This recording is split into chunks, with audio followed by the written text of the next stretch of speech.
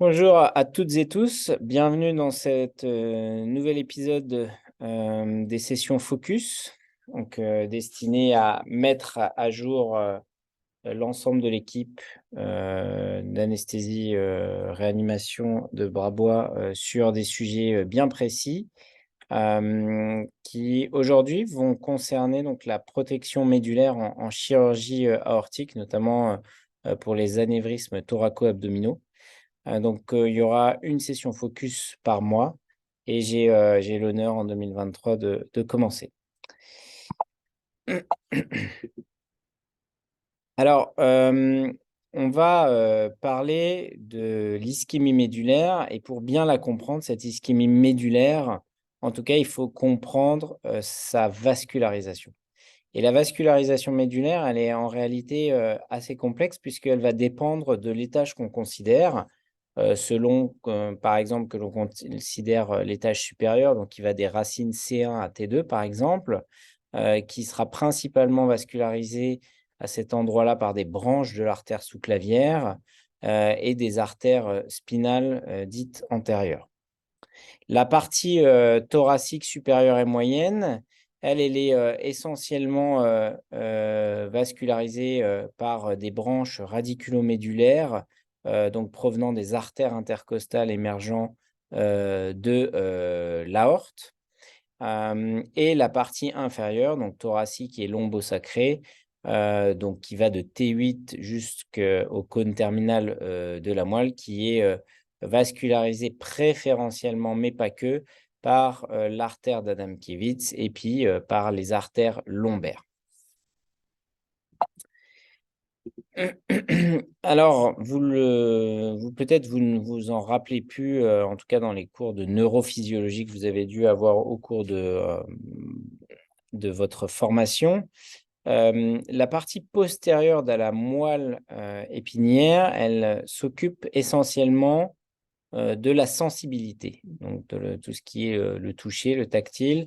Et cette sensibilité, elle peut être dite proprioceptive, donc c'est-à-dire sentir la position d'un membre dans l'espace, mais elle peut intéresser aussi la partie thermoalgique, donc qui s'occupe de la douleur et de la sensation chaud-froid.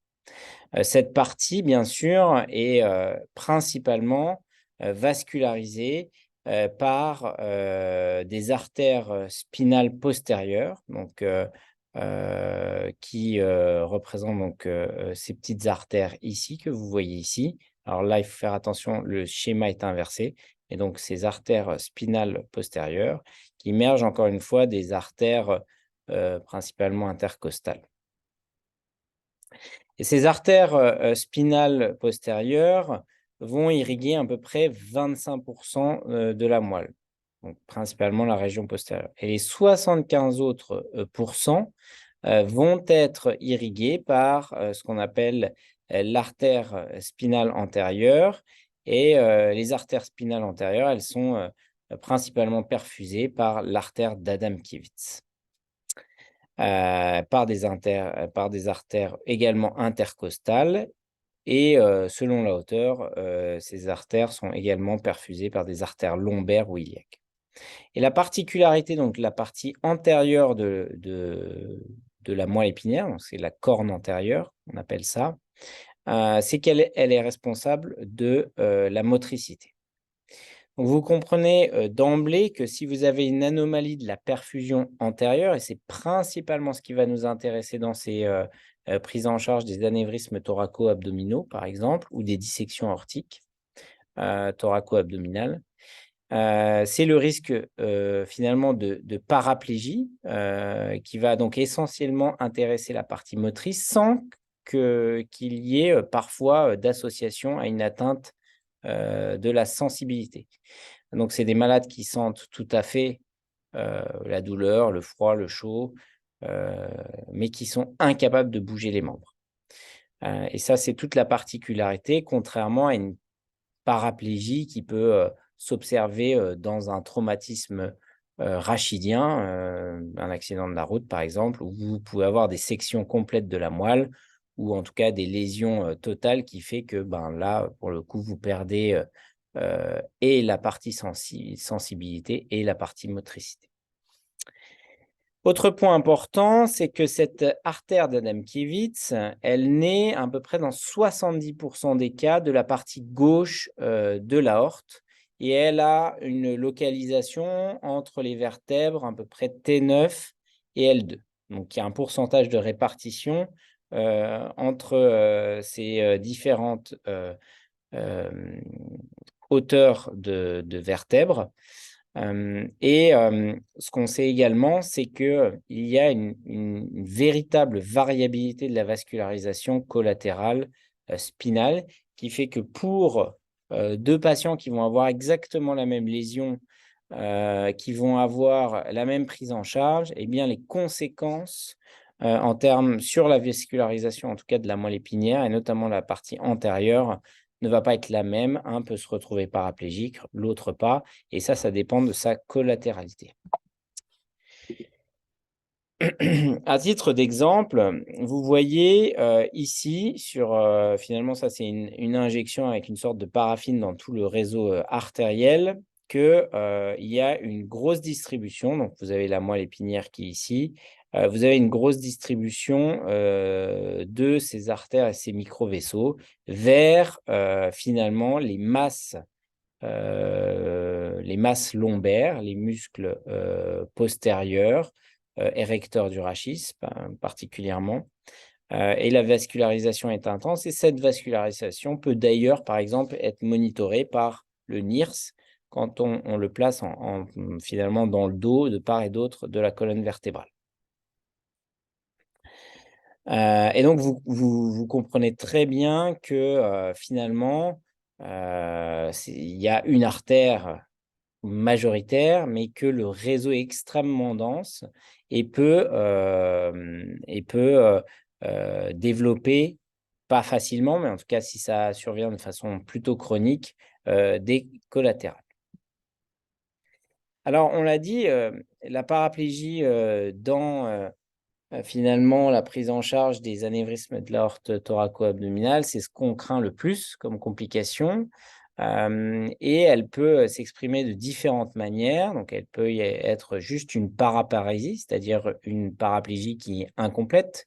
Le malade peut avoir, par exemple, des contractions de la cuisse ou, à la limite, décoller le genou du lit. Mais au contraire, il peut y avoir une paraplégie qui est complètement flasque si l'atteinte de la moelle est très importante.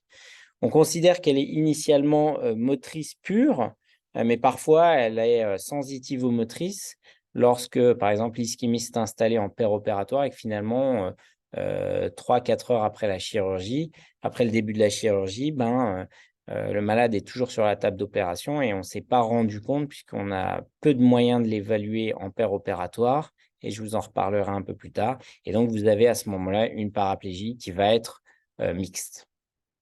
Et le dernier point, c'est que la particularité de cette paraplégie, c'est que ce n'est pas parce que vous êtes sorti du bloc opératoire sans paraplégie qu'elle ne va pas survenir dans les jours suivants. Et la problématique, c'est qu'elle peut être franchement retardée puisque dans certaines séries, il y a eu des malades qui ont présenté une paraplégie jusqu'à 21 jours plus tard, après l'intervention chirurgicale. Donc ça pose un vrai problème parce qu'on ne sait pas comment on aurait pu améliorer les choses. Alors, on va parler un petit peu de physiopathologie de l'ischémie médulaire. Donc finalement, il y a un certain nombre de choses qu'il faut comprendre qui vont se passer lors de cette chirurgie. Donc déjà, il y a le clampage aortique, bien sûr, qui va diminuer le flux artériel, donc le débit artériel, et qui va avoir pour conséquence d'augmenter la pression veineuse centrale et la pression dans le liquide céphalorachidien. Et bien sûr, les augmentations de ces pressions d'aval et la diminution de la pression d'amont va faire que ça va diminuer de façon globale la perfusion de la moelle. Et bien sûr, la délivrance en oxygène, du fait de cette perfusion moindre, elle va être et devenir inférieure à la demande d'oxygène de la moelle. Et c'est ce qui conduit finalement à l'ischémie. Donc, une fois que vous avez l'ischémie qui commence à apparaître, eh bien, il y a tout un tas de phénomènes qui sont inflammatoires, qui vont se mettre en place, des phénomènes d'ischémie reperfusion, avec le risque, c'est voilà, ultime, c'est la mort cellulaire. Il va y avoir des radicaux libres qui vont être libérés, des acides aminés excitateurs, du NO, et cetera. Tout ça, ça constitue un ensemble de neurotoxines qui vont contribuer à la constitution d'un infarctus médulaire et qui vont encore aggraver la diminution du flux sanguin, de la délivrance en oxygène et de la lésion cellulaire.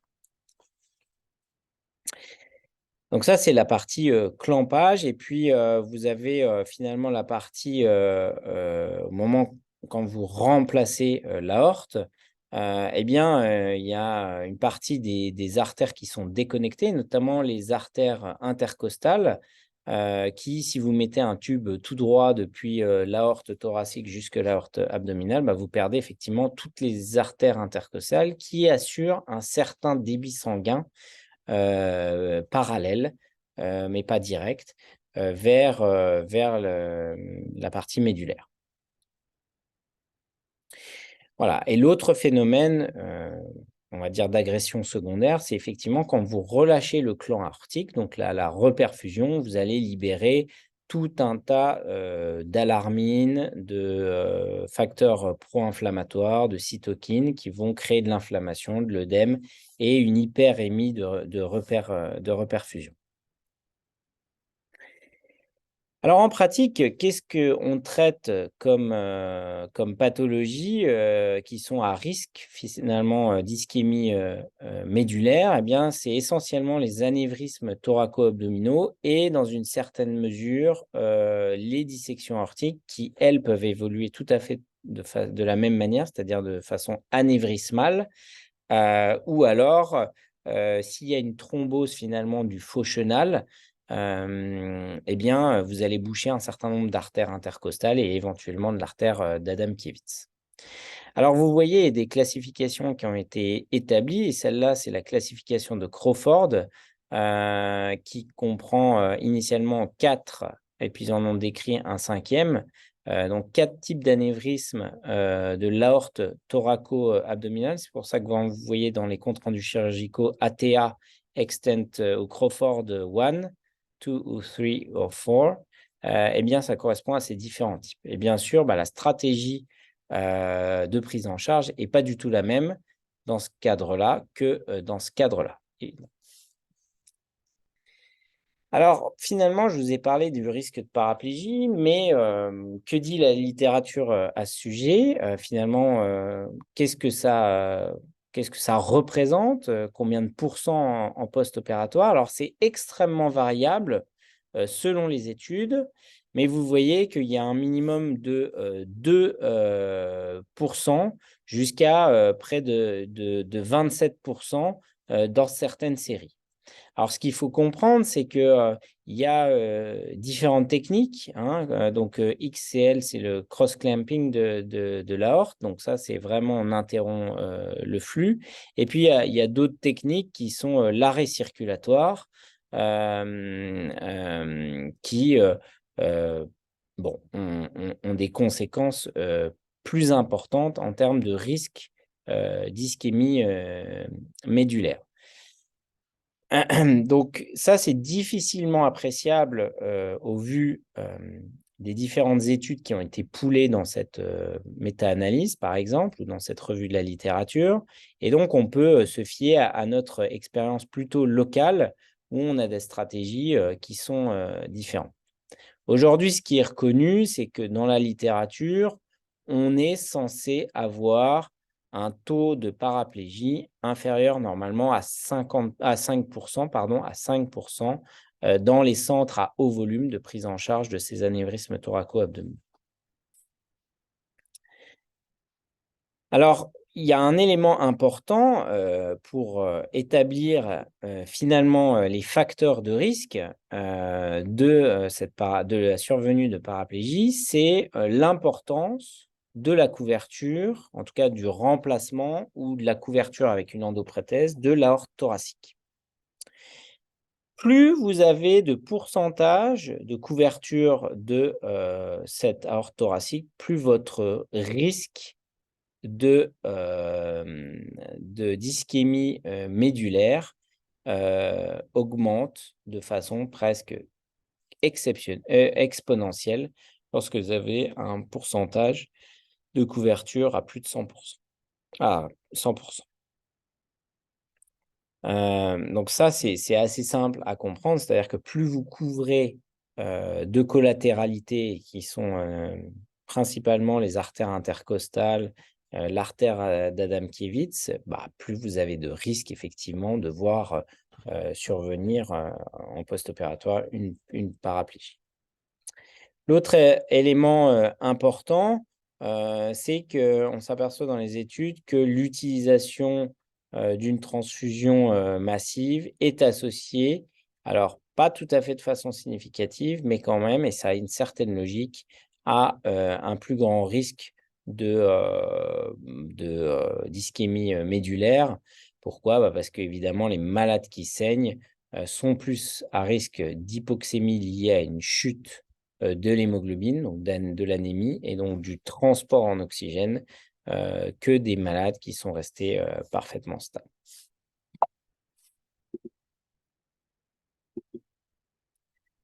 Et donc, c'est le résumé, il est le suivant, c'est qu'effectivement, plus on augmente le pourcentage de couverture de l'aorte thoracique, plus on augmente le risque de paraplégie. Alors, qu'est-ce qu'on peut proposer comme traitement pour ces anévrismes de l'aorte thoraco-abdominale? Eh bien, il y a 2 stratégies qui sont retenues aujourd'hui. C'est la chirurgie, bien sûr, à ciel ouvert, qui peut se faire de différentes manières, soit avec une assistance circulatoire, donc on détaillera un petit peu ce que c'est, soit sans assistance circulatoire. Vous pouvez également faire de l'hypothermie profonde avec un arrêt circulatoire complet, où en général on perfuse que le cerveau. Vous pouvez faire une palette de perfusion normothermique peropératoire. Donc ça, c'est ce qu'on fait finalement assez régulièrement. Ou vous pouvez faire voilà, cette stratégie qui est employée à Nancy, qui est la double aorte avec des clampages étagés. Donc ça, c'est pour la partie chirurgie ouverte. On va détailler un petit peu plus tard après. Et vous avez la partie chirurgie endovasculaire avec l'utilisation d'endoprothèses multifenestrées ou des endoprothèses qui sont dites multibranchées. Alors pour l'open surgery, donc la chirurgie à ciel ouvert, on peut tout à fait s'aider soit d'une ECMO, donc on fait une ECMO du train, c'est-à-dire qu'on va perfuser la partie en aval du clan aortique pour ne pas interrompre la totalité de la perfusion médulaire. Notamment, on va se servir des artères lombaires, des iliaques, etc., pour perfuser un minimum. Ou alors, on peut faire voilà, la même chirurgie, mais avec un arrêt circulatoire et une hypothermie profonde.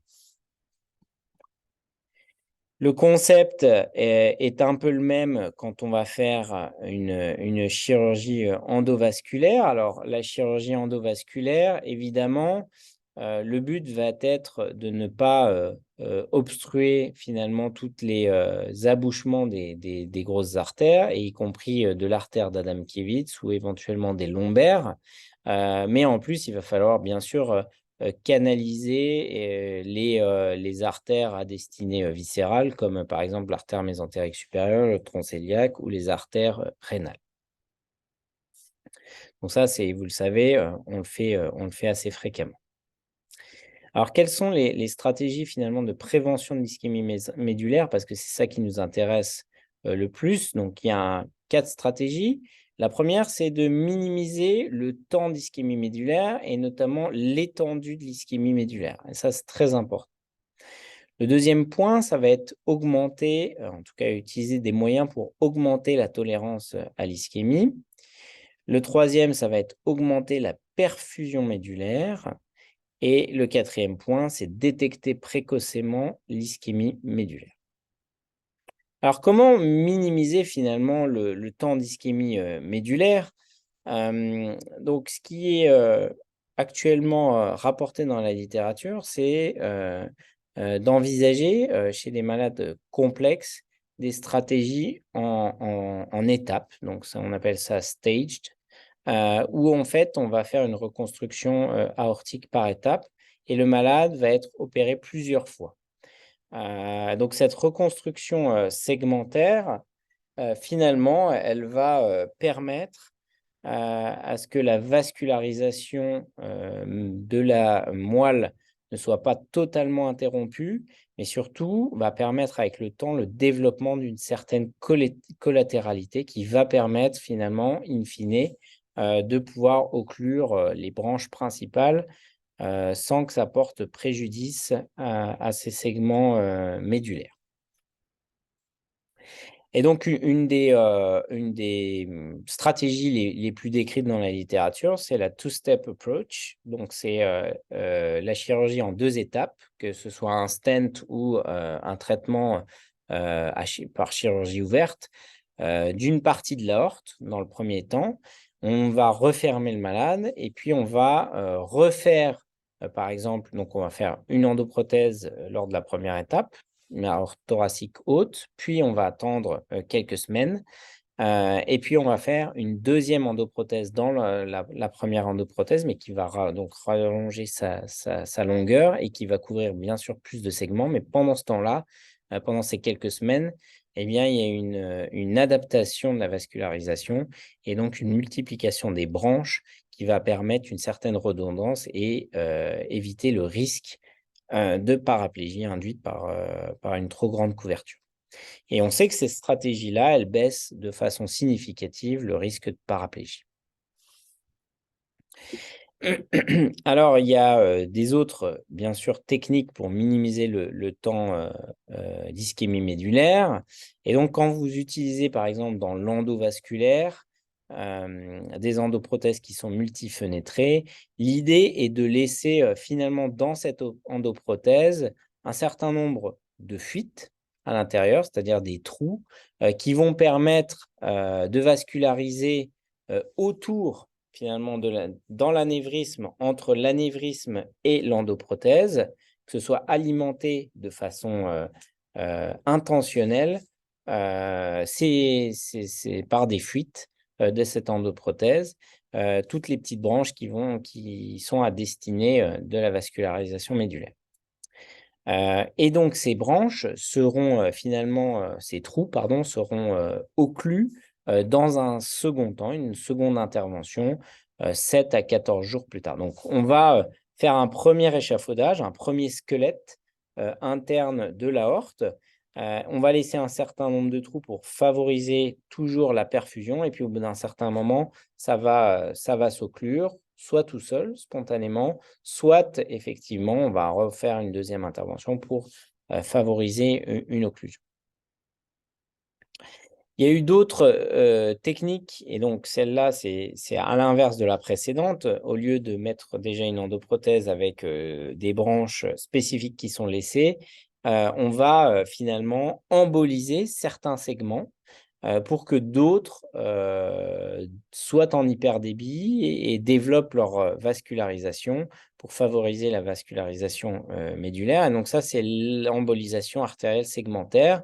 Et donc, on fait cette première embolisation et puis on fait la chirurgie finalement 4 semaines après. Donc, par exemple, on va emboliser certaines artères intercostales, 1 sur 2, par exemple. Et puis, 4 semaines plus tard, quand la collatéralité se sera bien développée, on va réaliser la chirurgie complète de l'aorte.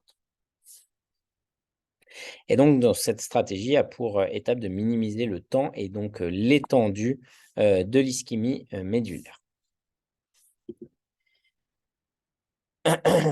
Alors, on peut, augmenter aussi, la durée possible d'ischémie médulaire et ça, c'est, finalement, assez simple. On utilise un procédé qui est, l'hypothermie, voilà, l'hypothermie, puisque, vous le savez, probablement, lorsque vous faites de l'hypothermie, vous, diminuez la consommation d'oxygène, alors à la fois, du corps, bien sûr, mais, essentiellement, du cerveau et de la moelle, entre autres. Cette hypothermie systémique, elle peut être modérée et ou elle peut être beaucoup plus profonde et à ce moment-là, il faut bien sûr une CEC puisque, vont survenir des troubles du rythme et cetera. La problématique, c'est que cette hypothermie, elle est associée à des troubles de la coagulation induits, voilà, par l'hypothermie. On peut faire aussi des arrêts circulatoires, dits périphériques, donc soit souvent en hypothermie profonde ou alors on fait une ECMO du train qu'on peut ne pas réchauffer par exemple, ou on fait une hypothermie, sélective du bas du corps par exemple, ou de la moelle épinière par un refroidissement, finalement péridural, dans, le cathéter qu'on aura mis pour, le drainage, ou en péridurale. Hem Certains évoquent une protection, dite, pharmacologique et là, on va détailler un tout petit peu, en quoi ça consiste. Donc l'hypothermie, systémique, je viens de vous en parler. Le but, c'est vraiment de diminuer la consommation, cérébrale en oxygène. On peut faire donc, une hypothermie qui est profonde entre 18 et 24 degrés et pour, tous les 8 finalement, non, tous les degrés pardon, vous allez baisser la consommation d'oxygène, de ces organes, de 8. Donc là, vous avez un petit, finalement, tableau de correspondance. Vous voyez que quand vous êtes à 10 degrés, eh bien, le métabolisme de base, finalement, c'est 11 du métabolisme à 37 degrés. Donc, vous pouvez avoir une ischémie aux alentours de 45 minutes. Alors c'est pas sans conséquence, hein, puisque, ça va inhiber, tout un tas de processus, mais il faut bien penser qu'au réchauffement, eh bien, il va y avoir des conséquences au réchauffement puisque vous allez réactiver tous ces mécanismes-là et que c'est là, que peuvent survenir les problèmes. Chaque, diminution de 1 degré, elle augmente, votre tolérance, à l'ischémie d'à peu près 5 minutes et demie. Alors parlons, un peu finalement de la protection pharmacologique. Donc il y a un certain nombre d'agents et j'ai pas tout détaillé, mais les principaux qui ont été essayés, notamment la papavérine intrathecale. Donc la papavérine, c'est un artériodilatateur qui est par exemple utilisé en salle de cathé, en coronarographie. Quand vous avez une artère, spasmée, vous mettez ça et ça dilate les artères. Donc ça a été, beaucoup essayé parce que le but, c'est bien sûr de dilater, les artères, périmédulaires, pour favoriser la perfusion. Les corticoïdes, bien sûr, ont été largement investigués, la lidocaïne, le magnésium, le minocycline. La problématique de tout cela, c'est finalement qu'il n'y a aucune étude sérieusement menée, randomisée, qui montre un quelconque intérêt de ces agents. Donc souvent, c'est des études rétrospectives dont la qualité méthodologique est quand même pas terrible. Et donc du coup, c'est extrêmement difficile de dire que l'un ou l'autre de ces médicaments a une vraie action de protection pharmacologique de l'ischémie médulaire. Alors, un autre moyen finalement de protéger la moelle, eh bien, ça va être, d'augmenter sa perfusion médulaire. Donc ça rejoint un peu une partie de ce qu'on a dit avant, avec l'utilisation, soit d'une CEC d'assistance ou une ECMO du train, pour la perfusion, finalement en aval du clampage. Le but, c'est d'augmenter la pression de perfusion médulaire avec une augmentation de la pression aortique, donc proximale, ça vous le savez, mais surtout, distale puisque, quand vous avez clampé à l'aorte, il faut que la pression, distale soit toujours maintenue. L'autre élément, c'est bien sûr la diminution de la pression dans le liquide céphalorachidien. Et on va parler bien sûr de ça avec notamment le drainage du liquide céphalorachidien, puisque la pression de perfusion médulaire, elle est dépendante de la pression artérielle moyenne, moins la pression intramédulaire. Comment augmenter également la perfusion médulaire? Eh bien, en réimplantant un certain nombre d'artères dites segmentaires. Et donc ça, c'est le rôle de ces fameuses palettes quand vous faites soit des doubles aortes, soit des anévrismes thoraco-abdominaux, où on réimplante des petites palettes d'artères intercostales pour favoriser la perfusion médulaire. Le but, c'est encore une fois de maximaliser le débit qui arrive à la moelle. Et on sait que lorsque vous avez une artère sous-clavière qui a été couverte, par exemple par un stent qui remonte jusque dans la crosse aortique, eh bien, le sacrifice de l'artère sous-clavière gauche est un problème sur la perfusion médulaire lorsque vous allez couvrir, par exemple, avec une endoprothèse, l'aorte thoracique descendante. Alors, comment augmenter la pression de perfusion médulaire en jouant sur le drainage du LCR? Eh bien déjà, il faut viser des objectifs de pression dans le LCR aux alentours de 10 à 12 mm de mercure, d'accord? Et pour ça, on va faire un retrait de maximum, au moins dans les 2 premières heures, de 25 à 30 ml par heure, pas plus. Avec la mise en place d'un drainage lombaire, souvent avec un cathéter en silicone, et je ne recommande pas l'utilisation d'un cathéter de péridurale. Pourquoi? Un, parce que le calibre est insuffisant. Deux, il y a un filtre qui va finalement amortir les ondes de pression de ces cathéters. Et donc, vous pouvez avoir des chiffres qui sont erronés de mesure de la pression. Et donc, je ne recommande pas nécessairement ça. Il y a des kits qui sont dédiés pour le drainage lombaire qui marchent mieux que des péridurales dites ratées. L'important, c'est de finalement mettre à 0, en tout cas la référence, votre référence à vous, c'est pas le tragus comme je le vois parfois, c'est vraiment la zone de ponction lombaire à l'insertion du drain. Alors, quelles sont les indications finalement au drainage lombaire? Donc, pour tout ce qui est endovasculaire, c'est toutes les stentings qui sont supérieures à 20 centimètres. Ont des indications de drainage lombaire. S'il y a bien sûr eu un antécédent de chirurgie aortique de type anévrisme qui a été réparé par une prothèse, vous avez déjà perdu par exemple les artères lombaires, les artères hypogastriques, etc. Si vous avez finalement un stent qui va être vraiment mis en regard de l'artère d'Adam-Kevins qu'on aura identifié sur des scanners, etc.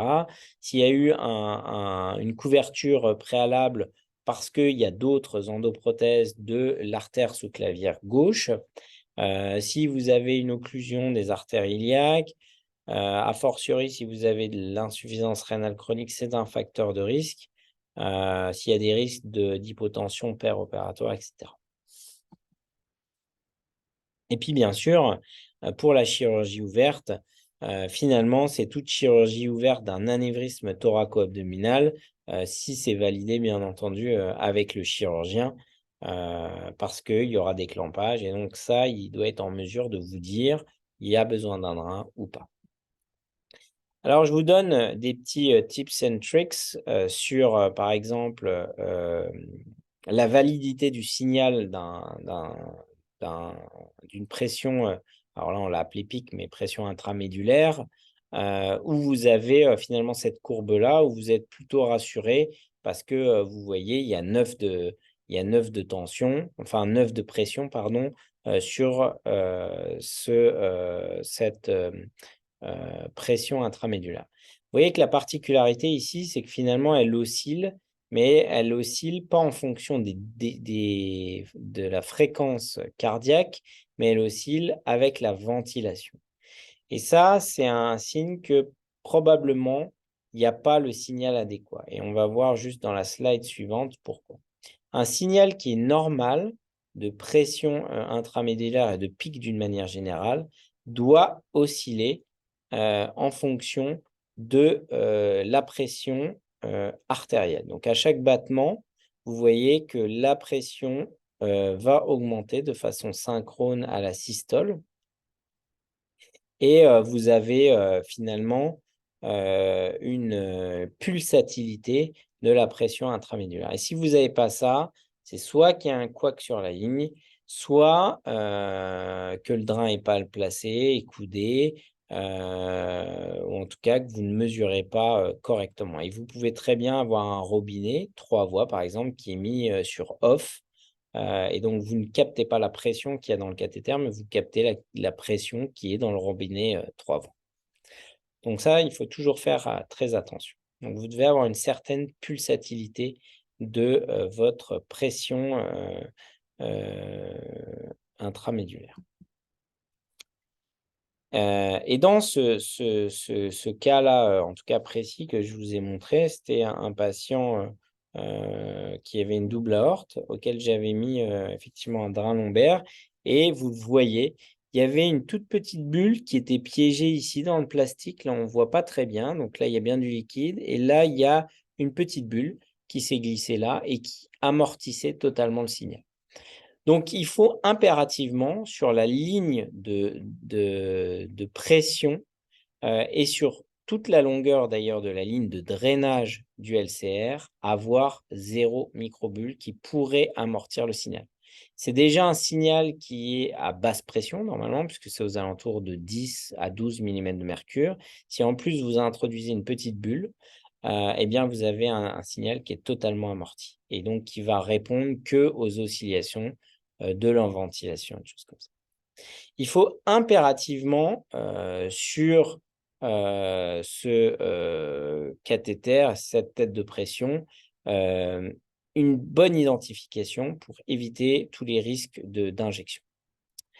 Il y a aussi une correspondance à connaître entre les millimètres de mercure et les centimètres d'eau, puisque la graduation de votre réglette pour le drainage lombaire et notamment la pression d'ouverture du LCR, elle se fait en centimètres d'eau et pas en millimètres de mercure.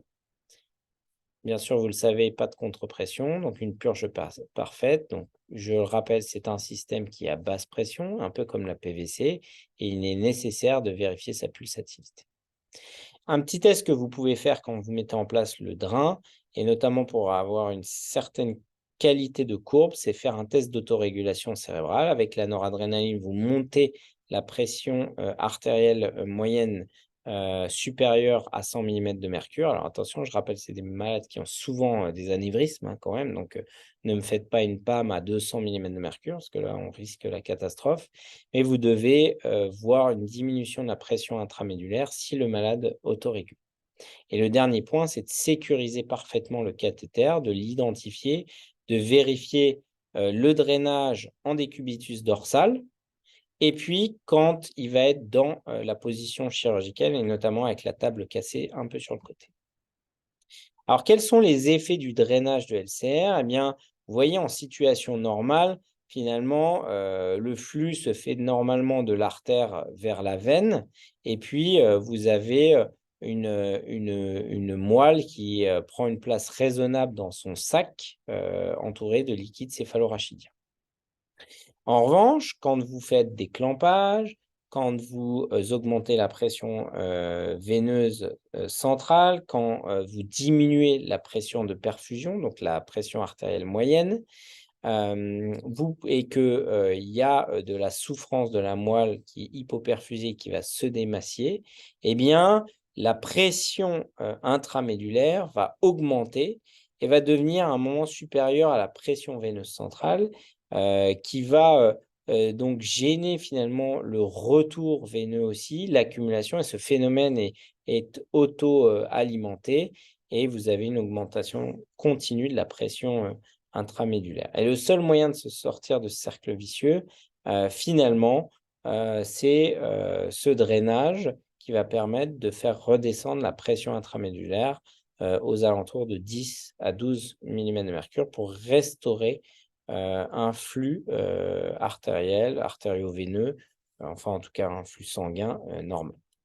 Donc, ce qui est important, c'est qu'au moment du clampage, vous devez avoir une pression artérielle moyenne proximale qui est probablement supérieure à 90 mm de mercure et une pression artérielle moyenne distale, quand vous la mesurez donc, sur un cathéter artériel fémoral, supérieure à 60 mm de mercure.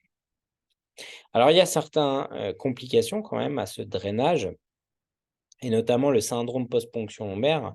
Donc le syndrome post-PL, c'est le plus fréquent aux alentours de 10%, qui sont parfois très invalidants et qui nécessitent des fois la réalisation de blood patch. Il peut y avoir des complications à type d'hématome médulaire ou périmédulaire. N'oubliez pas que c'est des malades qui vont être à un moment ou à un autre durant la procédure de clampage anticoagulés, avec des ACT qui peuvent être assez importants, 250, 300, voire beaucoup plus si vous êtes sous CEC. Et donc, vous avez un risque d'hématome médulaire ou périmédulaire lié finalement à la pose de votre drain lombaire. Donc, il ne faut pas non plus ponctionner 25 fois. Le risque de méningite, il est bien sûr toujours présent quand vous gardez un cathéter plusieurs jours de suite. Donc, nous, on les garde classiquement 48, maximum 72 heures si il n'y a pas de signes neurologiques. C'est sûr que s'il apparaît des signes neurologiques, bah, c'est plus problématique.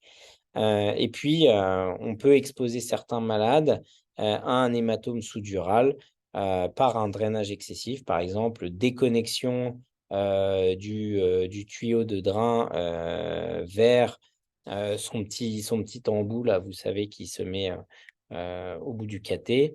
Ça, quand ça arrive, c'est très problématique parce que c'est dans le dos, ça coule et en fait, on s'en rend compte que très, très tardivement. Donc, vous pouvez avoir des hématomes sous-duraux très importants et un malade qui peut même engager cérébralement.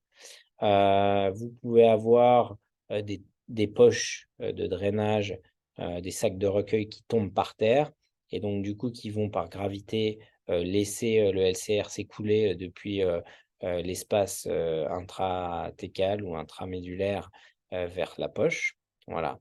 Et donc ça peut créer de la iatrogène. Alors, on va parler un petit peu de détection précoce, notamment de 2 marqueurs, donc soit des biomarqueurs, soit des potentiels évoqués, somatiques, somesthésiques, pardon, et moteurs. Donc, on va commencer par quelque chose qu'on n'a pas ici, en tout cas à Nancy, qu'on ne développe pas ou peut-être qu'on a eu, mais qu'on n'utilise que très, très rarement. En tout cas, moi, je l'ai personnellement jamais utilisé. C'est le neuromonitoring pair-up. Donc, certaines équipes le font, qui permet en fait de monitorer à la fois la partie motrice et à la fois la partie sensitive. Donc, on analyse finalement ce qui se passe au niveau cortical, donc l'intégration corticale du signal, et au niveau des effecteurs, donc que ce soit plutôt en général au niveau des jambes, donc le muscle tibial et les différents nerfs. Et donc, on va créer des courants électriques de stimulation sur ces nerfs. On va voir ce qui remonte depuis les jambes jusqu'à l'intégration dans le cerveau pour savoir si finalement on détecte bien ou s'il y a une interruption. Et s'il y a une interruption, ça veut dire qu'il y a une souffrance de la moelle. Et donc ça, c'est quelque chose qui finalement est assez pragmatique et probablement qui marche le mieux. Mais le problème, c'est que c'est extrêmement complexe à mettre en place en pair-opératoire et en logistique, on n'a pas les personnels pour proposer cette évaluation en pair-opératoire pour tous nos malades. Un certain nombre d'équipes ont fait du biomarqueur et notamment le biomarqueur le plus fréquemment utilisé, ben, c'est le lactate puisque c'est simple à faire. En fait, on fait du dosage du lactate dans le LCR et vous voyez que un certain nombre de malades qui ont présenté des spinal cord injury, donc paraplégie, paraparésie, ont des taux de lactate dans le LCR qui est bien plus important que les malades qui n'en ont pas fait. Après, ce qu'il faut voir, c'est le nombre d'heures en post-opératoire après voilà, qui traduit le fait qu'il faudrait faire des mesures sériées, ce qui est un petit peu compliqué. Le deuxième biomarqueur très important qui a été largement investigué, c'est le NSE. Et le troisième, c'est la S100, qui ont des avantages et des inconvénients. Probablement que le désavantage le plus important, c'est la réactivité de ces biomarqueurs et puis le fait qu'on ne peut pas l'avoir en point of care, c'est-à-dire au lit du malade, quoi. Donc, on est obligé d'envoyer ça. Et finalement, quand on a le résultat, il est déjà peut-être un peu tard et le mal est fait. Et ce qu'on sait, c'est que finalement, la réactivité de l'évolution du lactate, même dans le LCR, n'est pas du tout immédiate.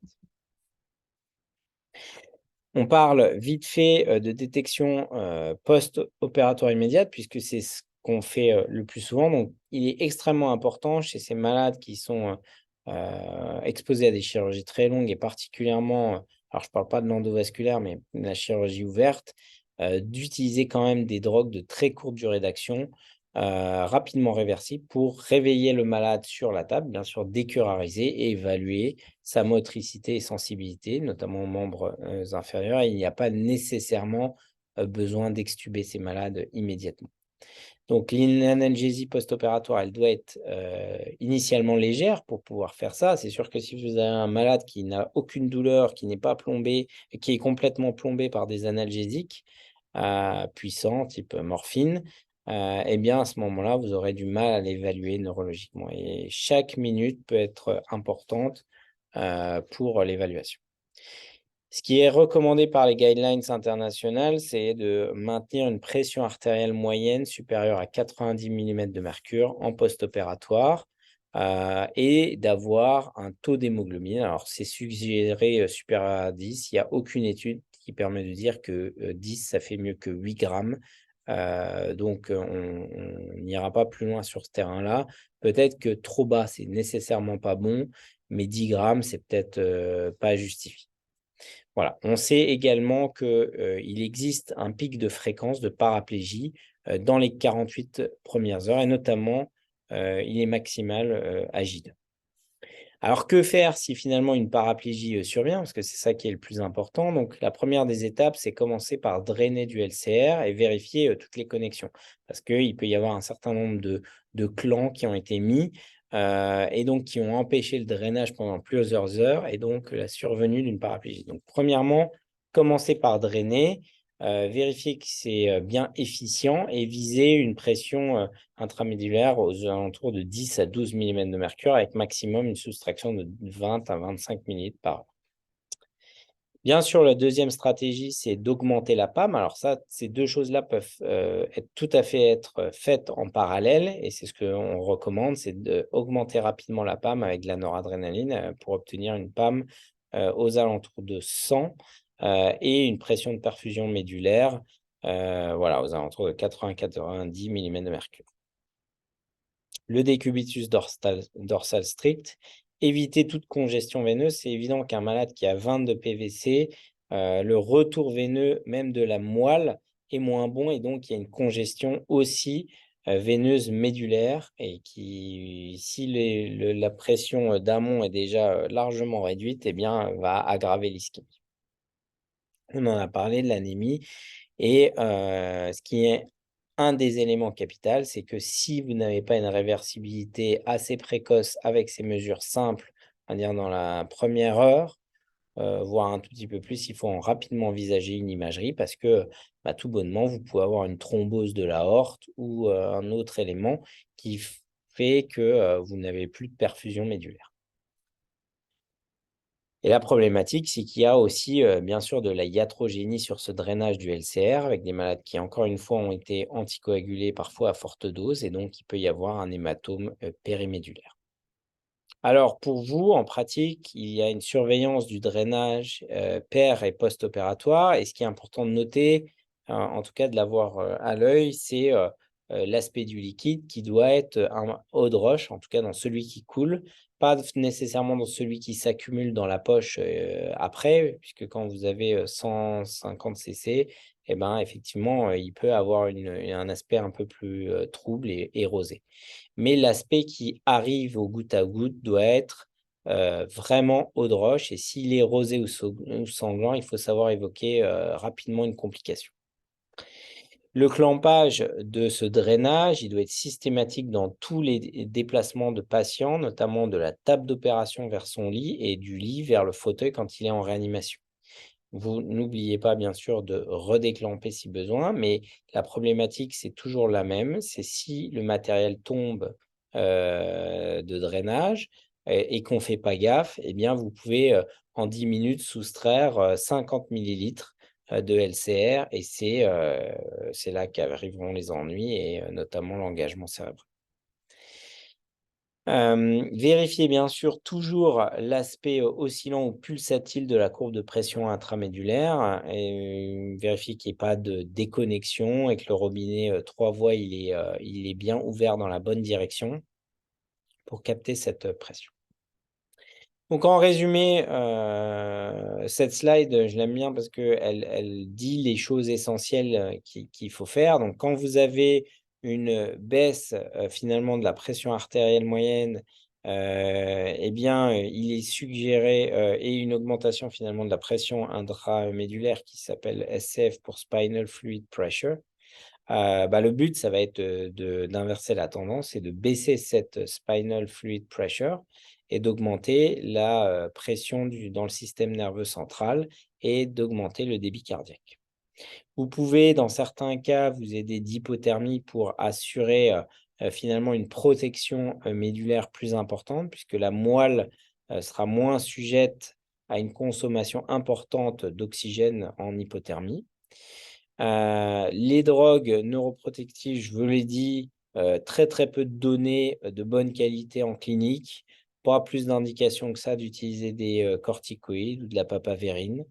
Et ce qui est probablement le plus important, c'est les techniques chirurgicales avec des clampages courts, étagés et des réimplantations de toutes, ces, artères intercostales, à destinée aussi de vascularisation médulaire.